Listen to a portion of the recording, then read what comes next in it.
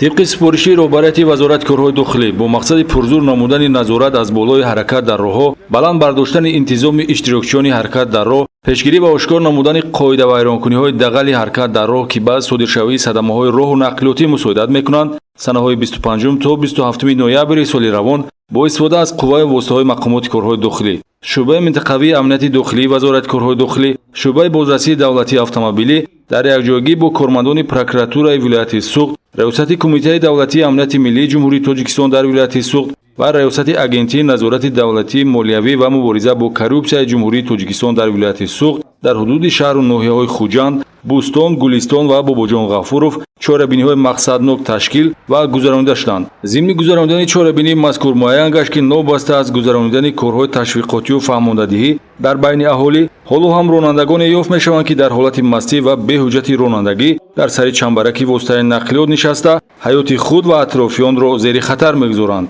آنها حتی اندیشه هم نمی‌کنند که با این رفتارشان می‌توانند چندین نفران را از حیات محروم ساخته یا معیوب یکگمره گردانند. مثلا شهروند نبیف عبدالحمید استقامت کننده محله 8 شهر خوجند واسطه نقلیات رفیقش تمغه مرسدس بنز رقم دولتیش 0306 RK02 در حالت مستی اداره می‌نمود که از طرف کارمندان بازرسی دولتی اتومبیلی بازداشت گردید. نسبت نامبرده طبق ماده 332 قسم 1 کودکس حقوق ویرانکنی ماموری پرونده ماموری ترتیب داده شده به مقامات سودی ارسال کرده شد و واسطه نقلیات به ایستگاه جریموی دسترس کرده شد. اینچنین شهروند محمودов شفقت استقامت کننده جماعت حیدر عثمانی نوحیه باباجان غفورов واسطه نقلیات تمغه مرسدس بنز را به حجت رانندگی اداره می‌نمود که از طرف کارمندان بازرسی دولتی اتومبیلی بازداشت گردیده نسبت نامبرده پرونده ماموری طبق ماده 336 قسم 1 ترتیب داده شده به ایستگاه جریموی بازرسی دولتی اتومبیلی دسترس کرده شد. یا خود شهروند رمضانی و محبیبی رحیمовна استقامت کننده نوحیه ظفرآباد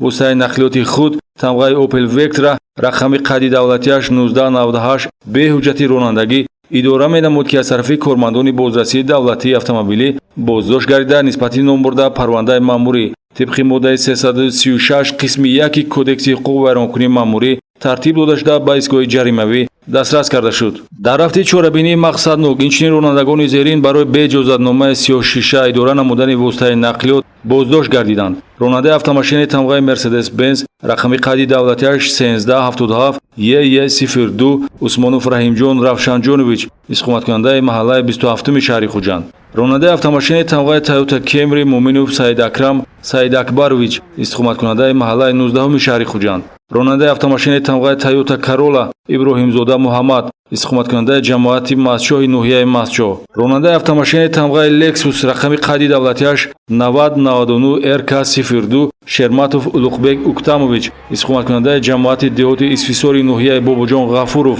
راننده автомашини تمغه BMW رقم قدی دولتیش 7367 RY02 یعقوبов جهانگیر استقامت کننده شهر خوجند. راننده автомашини تمغه مرسدس بنز رقم قدی دولتیش 0111 OQ02 میرزاجانов наврӯзҷон میرزاجанович. راننده автомашини تمغه وز 2107 رقم قدی دولتیش 0015 RS02 حکیمов شهزاد رستمович استقامت کننده شهر خوجند واسطه نقلیات خود را به اجازتنامه 36 اداره می‌نمودند و نسبت نامبردگان طبق طلبات ماده 330 کودکس حقوق ویرانکنی ماموری پرونده ماموری ترتیب داده شده واسطه نقلیات به ایستگاه جریموی دسترس کرده شدند. شهروند نادیرов улуғбек ҷумабоевич استقامت کننده دهه بخت نوحیه ظفرآباد باشد واسطه نقلیات خود تمغه تویوتا کمری رقم قدی دولتیش 8668 SE01 را با سیگنال‌های آوازی غیر استانداردی اداره می‌نمود که نسبت نامبرده پرونده ماموری